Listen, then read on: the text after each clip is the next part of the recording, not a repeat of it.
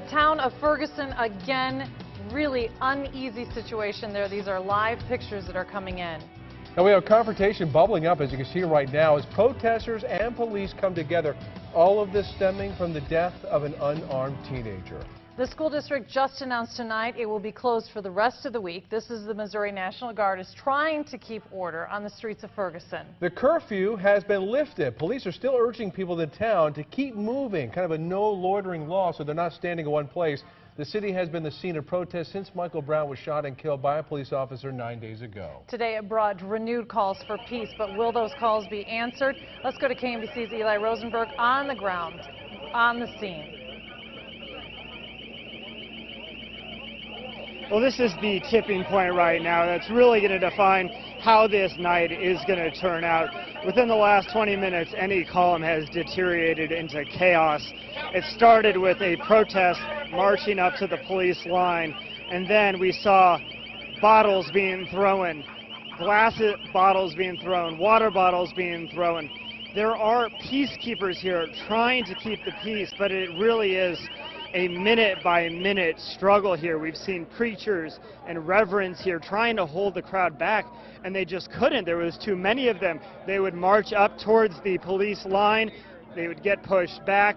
Then the police rolled in. They brought in these armored cars right here. They brought in these shields and batons and this armored car right here as well. This is all within the last 15 minutes or so. You can see them driving by in their military fatigues. This is with the St. Louis County Police, and they're rolling by trying to clear the crowd. We've seen this night after night, including last night about this time when things really went south. You can see them trying to get through the crowd.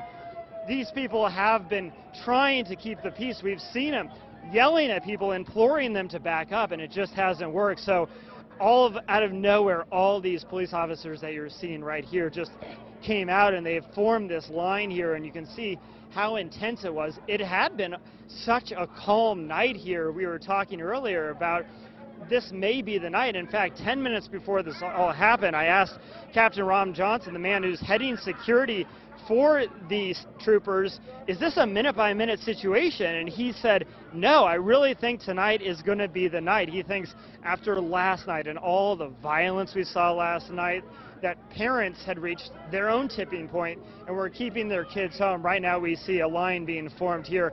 These are some of the peacekeepers, I'll say, the ones that are trying to keep the peace, the ones fighting back this crowd. They were also the ones when those bottles were being thrown. They yelled water so that police would know they weren't Molotov cocktails, which we saw here last night. Now, a lot of people have been talking about the National Guard's role in all of this, but the National Guard is not here. The National Guard is actually guarding the command post. So you won't see any National Guard members down here. What you will see is the police we've seen every night, the crowd that we've seen every night, and that sound is intended to try and get people to leave. It's really ear-piercing. You can probably hear it. I'll let you listen for a second. But it's just not working. Now, if we come back over here, you can see they are trying to push the crowd back down the street. There is this sense, this threat, that tear gas or smoke could be fired at any moment like it had been every other night. But so far, that has not been the case. We've seen these crowds gather, these skirmishes happen. In fact, since we've been down here within the last hour or two, we've seen 2 people be arrested. But this, after such a calm day, we're just wondering what might happen. This city is such a tinderbox, having spent the last week here, that it seems like any little thing could spark it. And tonight, it was the protesters rushing the line that caused it to spark. Tonight was the one that happened, and then this is the scene right here. Police officers right here, protesters right here, and a lot of tension in the air. Live in Ferguson, Eli Rosenberg, KMBC 9 News. All right. We're getting some of the live pictures also from ABC that we're still watching. Now, just moments before we went on air, we saw some of the protesters come face to face with these police officers in their gear, and it looked like it was on the brink of something horrific about to happen. But then other protesters, peaceful protesters, were coming up and getting between other protesters. So these are some of the pictures that were taken earlier tonight. Are these live? No. This is video, because it seems like a daytime video.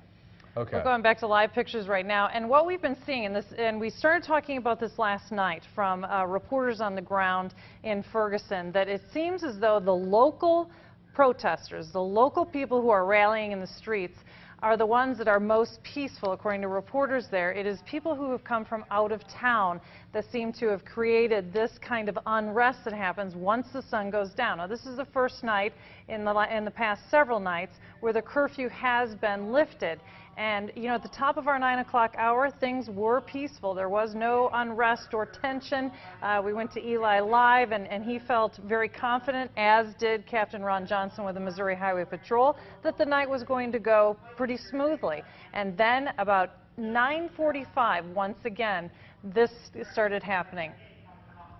Okay, now we're going to go back to Eli. And Eli, I believe if you can hear us right now, give us the exit. Right now, it looks like this, it is working. They are backing up. Some of those protesters, the peaceful protesters, and they're having somewhat of an impact, making sure people are getting away from police. All right, Eli Rosenberg is joining us. He is live in Ferguson, so as soon as we get reestablished contact with Eli, we'll be talking with him. Eli, can you hear us? Yes. Okay. It seems like what we have here is just a few instigators. This may be hundreds of people out here, and just a couple people who are really instigating things. I was just paying attention tonight, and the same people that were rushing the line were the people earlier yelling at us and yelling at other people and yelling at the media as well. Talking to police, they've talked about this, how they believe it's these outside influences that have come in here and really stirred the pot in Ferguson. It's just such a volatile scene, and having spent time here last week and earlier even into tonight, it just seemed like things were different, but it turned so quickly, just with people coming out of nowhere and rushing the police line, and then those bottles being thrown, which really prompted the police response, and police amped it up from there, and they're still talking to the crowd. We had talked earlier about one of the rules was that you had to keep moving, that if you were going to protest down here, you could, your voice could be heard, but you had to do so, keep moving. Obviously, as you look now, that isn't the case anymore. There are a lot bigger things to worry about here in Ferguson. Police still standing the guard you're looking at now. They're flashing that light, but that ear-piercing sound that we heard just even a few minutes ago has stopped. Protesters and peacekeepers, preachers, people joined in prayer before all this happened, and their message was, we're going to do what we can to help the police, that police cannot do this alone, that there is so much that's happened so far that police cannot do this alone. So we'll be out here. We'll be the ones acting as intermediaries, and that's what we saw tonight, but at times it was just too much. Back to you. I have a quick question for you. At what point did it turn? Was there one incident that happened where it went from reasonably peaceful to the unrest that we're seeing here? Is there something that happened? Well, yeah, we were out here and it was so peaceful, then all of a sudden it seemed like the protest pool just grew. All these people just came out, and within those people must have been the instigators, because the people we were here all night, the people we saw at 8 o'clock, at 8:30, at 9 o'clock, were all peaceful. We're all walking, they were holding signs, and it was even much quieter than it had been even a few days ago. But I would say about 9:30, 9:40, which was the same time yesterday, all these people came out of nowhere, and that's when we saw them rush the police. That's when we saw the bottles and the water bottles full of water hit the police, and that has prompted this response that you guys are seeing right now. I just want to point out to our viewers right there, the man in the blue shirt is the alderman there in St. Louis County who was detained one of the first days of the violent protest. As you can see, there's another man who's trying to confront, looks like he's trying to confront police, but he's being held back. But the man, not in that blue shirt, there was another man, Antonio French, is the alderman from St. Louis County who was detained earlier, so he's out there. And you do see, Eli, and I can ask you, do you see a lot of familiar faces that are out there, or do you see new people coming in each night? Well, I've seen both. I've seen a lot of the familiar people and also a lot of new people that have pooled in here within the last little bit. We're walking a little ways to get a different vantage point for you guys here as one of the police vehicles here has brushed up. Now, you mentioned the community activist who's really been the face of this. This is him right here. What's your sense of the situation when you see this pulling out right here? We got to keep it clear. You're trying so hard to keep the peace right here. What does it feel like? Looks like they're coming to get him. That's good.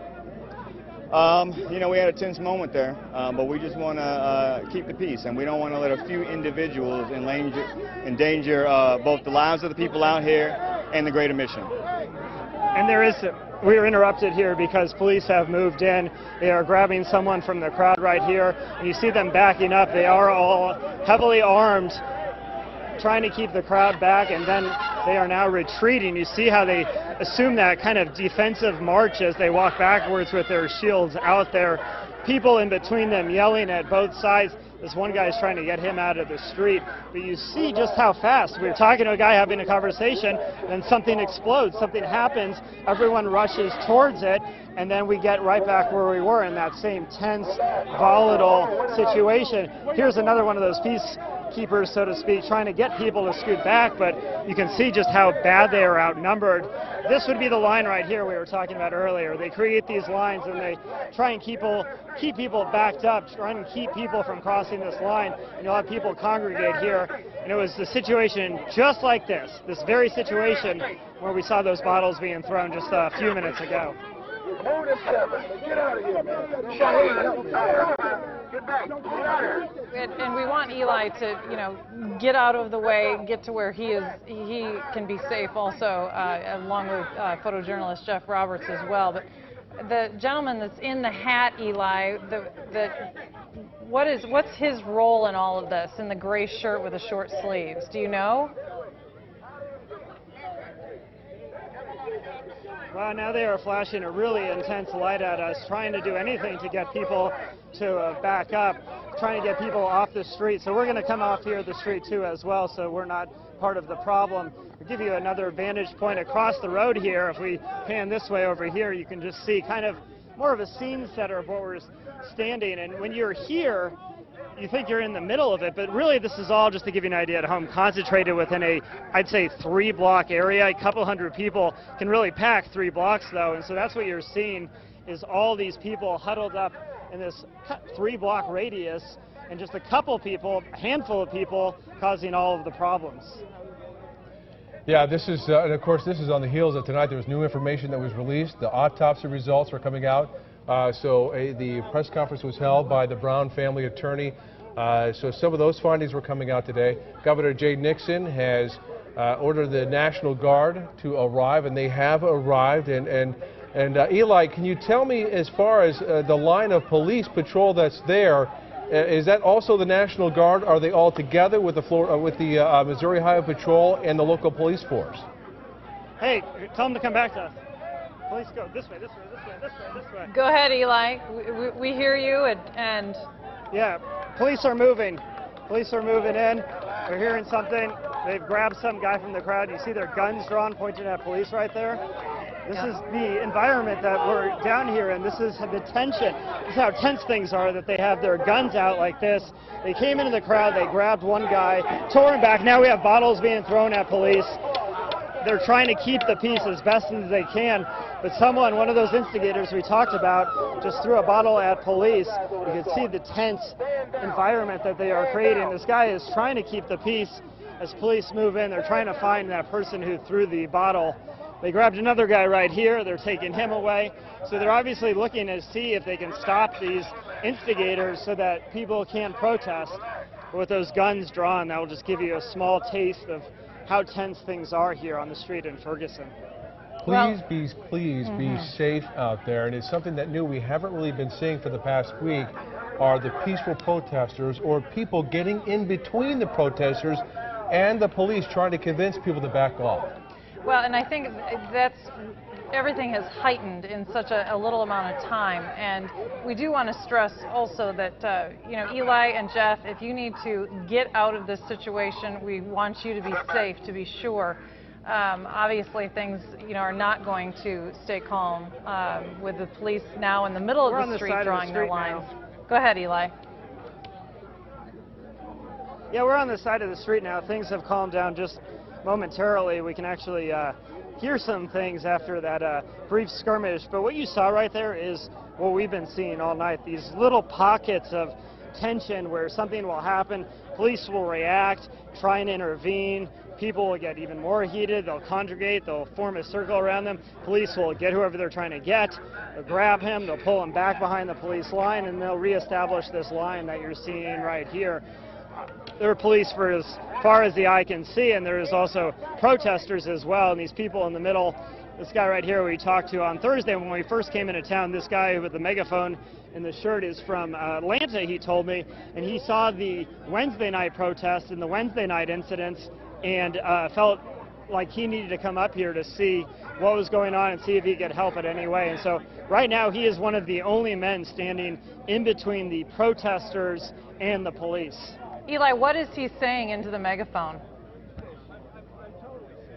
He's saying simply move back, and he's also, when bottles are being thrown, he's one of the guys who's yelling, it's just water, as to not escalate things. But bottle being thrown, police react, and you know there's little he can do because as soon as it happens, he is quickly outnumbered by these people rushing in. It's just the same scene over and over again. Calm, confrontation, calm, and then confrontation again. Eli, Governor Jay Nixon sent in the National Guard, and we're kind of scanning across. Are there National Guard members on the scene right now? There are 0 National Guard members. The National Guard has a very specific mission. It was written in the order that Governor Nixon wrote that their only job right now is to guard the command center, which came under attack last night.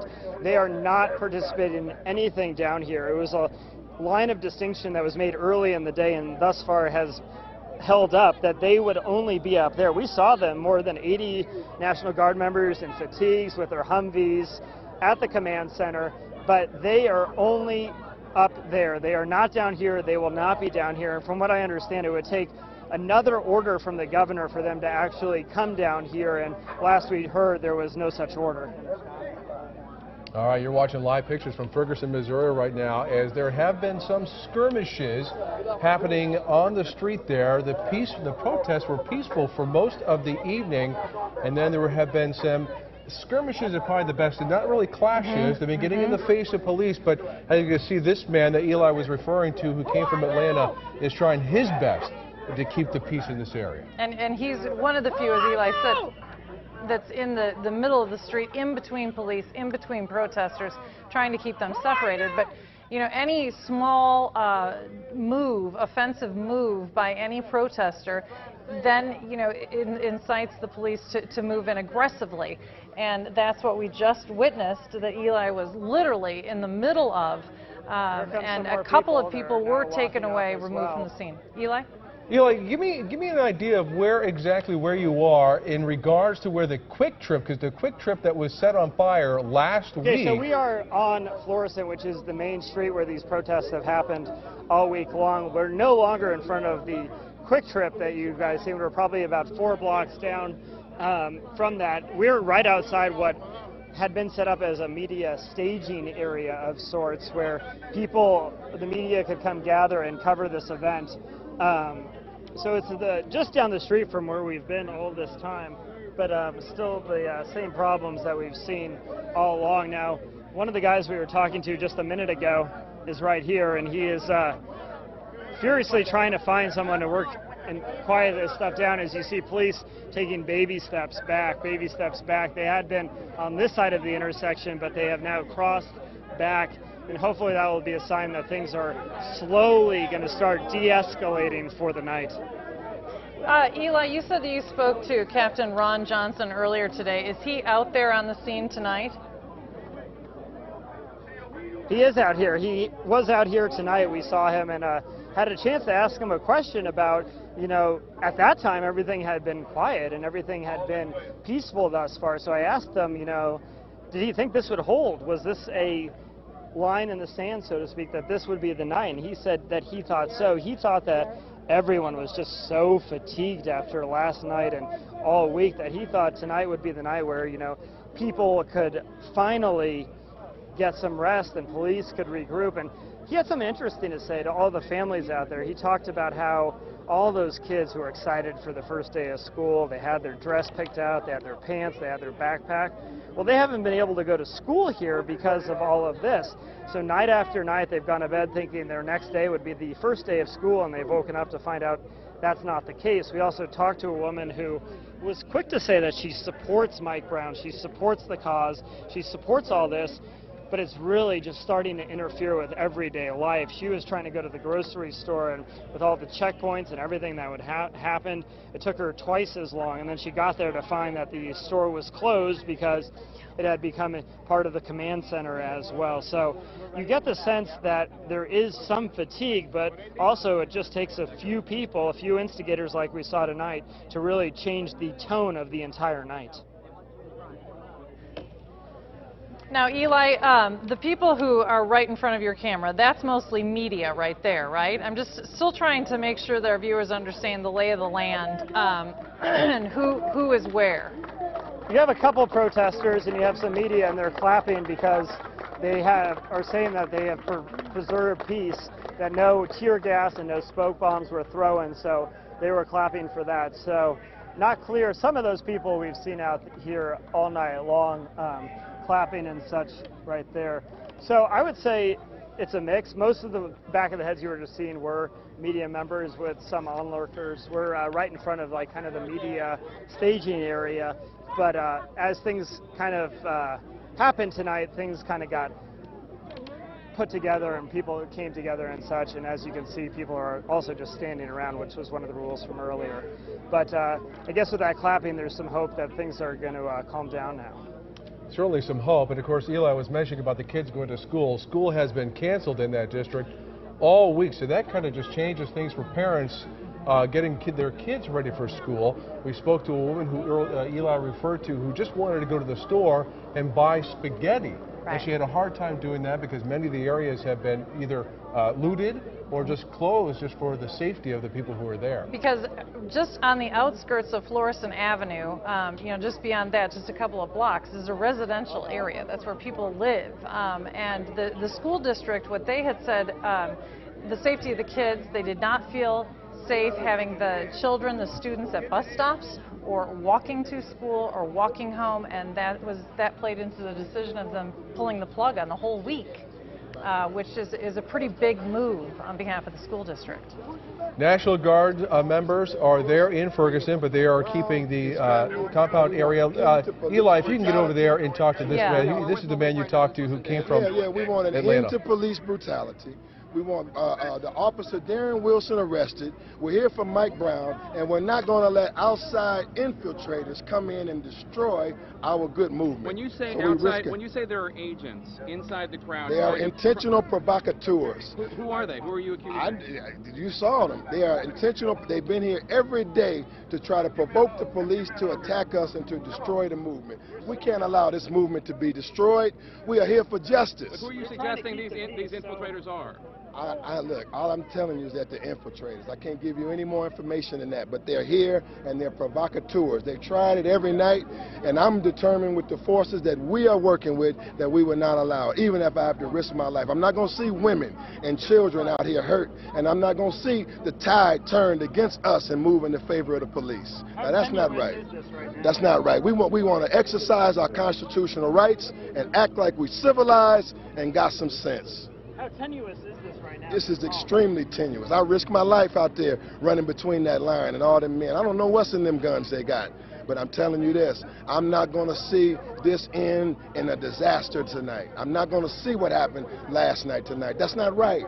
When they went over there and they arrested a guy who was holding some jug full of something, who was he? What was that? A provocateur. He's here to provoke the police and get them to attack us. He's not with us. He's a plant. I don't know who he's planted by, but he's not with us. He's here to make this look bad, and we don't want to make it look bad. I want to tell you that the message tonight, it was tense, but it ended in peace. And we'll be back to demonstrate in the future.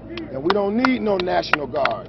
We don't need all of that. We don't need all of that. We need community volunteers to come out here and keep the peace. We need more men and people to step up to keep the peace. These kids will listen to us. They'll listen to me. But we got to be willing to step up. And that's why I'm a lawyer. I'm not no security man. I'm putting my life on the line because I'm not going to see it happen tonight.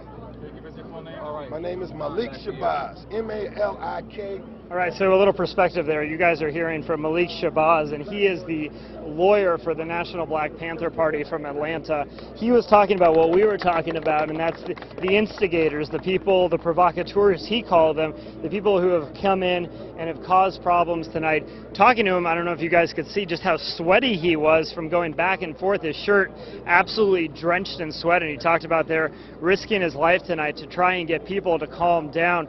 So one of the guys we were talking about who was in between there really trying to keep things calm, and while it did get tense, we haven't seen it escalate just yet to the stages we have as recently as last night. Eli, you spoke to Malik Shabazz before. Talk about that conversation and what has, do you sense that things have changed as far as what he wants to accomplish since the last time you spoke to him?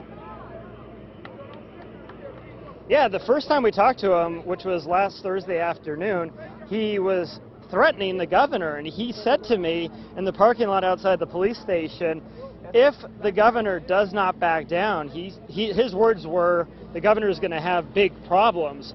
Well, since Thursday, you can kind of see a change in his tone and the change in his tenor, and I think part of that, just having watched him, including tonight, is I think he has a better sense in the scope that it's just a few bad eggs that are really ruining it for everyone here on the ground. Well, and as he mentioned, he said whether these people, they're a plant. Who planted them, he doesn't know. Do you think that they're people from out of town, or they're just people in Ferguson looking to stir up trouble?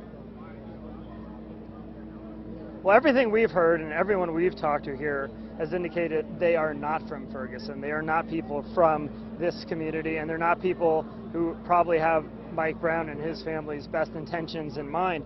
These would be opportunists, people who saw something and came in and reacted. But night after night, they have been the ones who have set the tone for the night. They have been the ones who have grabbed the headlines, and we're not talking about Mike Brown. We're talking about the police response and the protesters and the throwing bottles. And that's what so many here are trying to do, is keep the message on Mike Brown, what happened, the investigation, and the community that's left here to deal with all of this. And I just want to point out the fact that what we've seen over the past week, you kind of see police impression is that they're being very, very careful. They're stepping back. The guns aren't pointing up unless there's a skirmish. Those are some of the same things that we have seen different from police. The other thing that we see different from police, and you heard Malik Shabazz refer to this, is that a lot of people in this own community, they are stepping up. And they're getting in between police and the instigators, the provocateurs, as he was calling them before. So you kind of hope, we all hope, that there's going to be a corner, that they're going to turn around, turn the corner, and peace is going to prevail. Tonight, a few skirmishes so far, but right now, as we see, it seems like police are backing off. And earlier today, Michael Brown's mom spoke again, and although she wants justice for her son, she also wants peace. So from Michael Brown's parents to President Obama to Governor Nixon to the people who are just simply wanting to get their message across and find justice, they're all calling for calm and peace. And it seems to start out that way in the early evening, and then as we get closer to darkness, that's when the tone certainly changes. Eli, since the last skirmish that you saw there, do you see more people? Are they leaving the area? Are there still people there protesting? They're not leaving the area. We've seen a couple of people detained, but the protesters, there's just as many as there were here, and there's even more police as well. So there's not a sense that this is done for the night, just because of the history of this, where we've seen calm, and then we've seen a wave of violence, and then we've seen calm again. So no one out here thinks this is done for the night, but for right now it is calm. There is just as many people here. And to touch on a point you guys just brought up, because you're exactly right, there are more people from the community involved. This is more of a community effort than we've seen even early last week, where it seemed like it was just two sides, police and those against the police. So for the first time, really, we've seen a organized effort to try and get these people to stop protesting, to stop egging on police, and to really stop the violence so that we can get back to the issues at hand. Eli, you've been there throughout the day today, and there was no major news coming out with the exception of the autopsy report, the National Guard showing up. But on the streets itself, Have you witnessed any arrest or anything that was happening throughout the day there in Ferguson?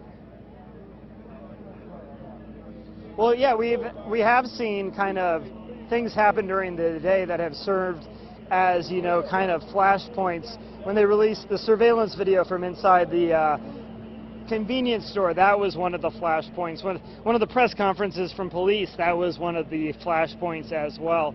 Nothing really today served as one of those flashpoints. It was calm. We talked to you guys at 9 o'clock, and the story then was how calm things were, how people were mad because they were inconvenienced. This wasn't the story even at 9 o'clock. Then just after 9:30, protesters came out of nowhere, bottles started being thrown, water bottles started being thrown, and then it elicited this police response that you guys see now. The one worry here when you talk to people also is just because the pace of investigations, I mean, this will play out in the weeks and months ahead. How long is this tenable, the situation? On Wednesday, they're going to convene a grand jury to start hearing evidence here.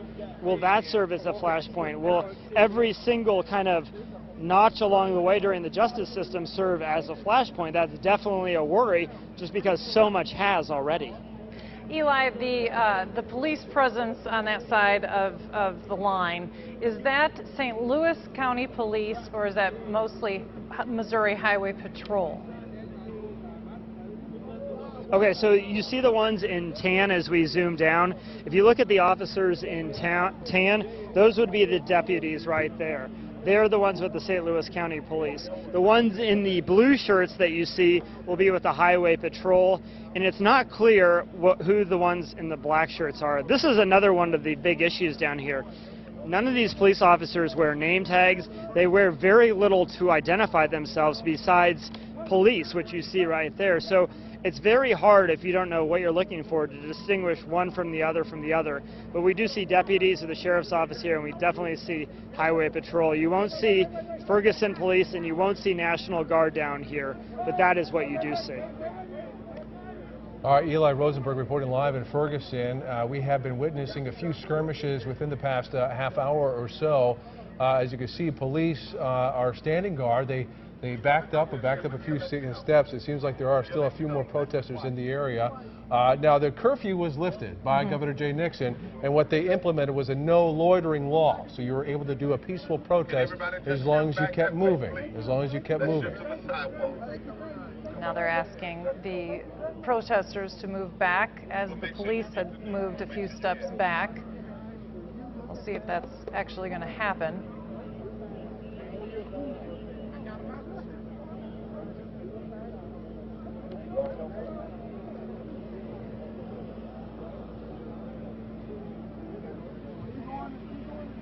You know, it's extremely quiet compared to the noisemakers that police were using just after 10 o'clock tonight to try and scatter the crowd, make them leave. It was an ear-piercing noise, is the way Eli described it.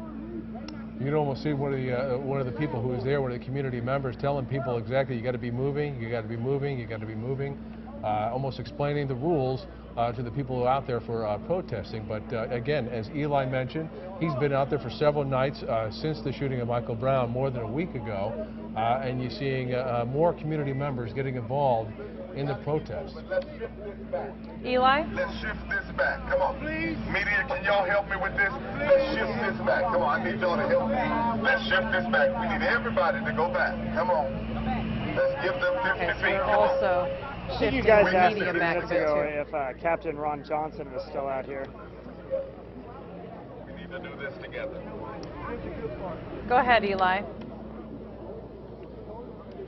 A few minutes ago, you guys asked if Captain Ron Johnson was still out here, and I just saw him a moment ago. He was in the second line of police behind the people you just saw here. You just heard this peacekeeper right here. We're being scooted back right now, but you saw that peacekeeper say, "Let's do this together. We can do this together." And that's kind of the tenure right here. We're just scooting back so they can move their police car. We're scooting back right now. Every little thing, it seems like, instigates people, and every little thing gets people fired up here. And that's the tinderbox that is Ferguson right now. Even a simple thing like moving a car requires 5 police officers and 2 people from the community yelling at people to scoot back. Well, Eli, fantastic job. Please be safe out there. What we are going to do is we're going to continue to monitor all of this throughout the night. You can follow us on Twitter. Eli will give accounts all night long on Twitter, as well as KMBC.com, and we'll continue updating what's happening. And KMBC 9's Matt Fleener is also in Ferguson. He'll have more updates on tomorrow morning, beginning at 4:30 a.m. So we have 2 crews in Ferguson, Missouri, and keep it right here on KMBC. If more developments happen, we'll be sharing them with you.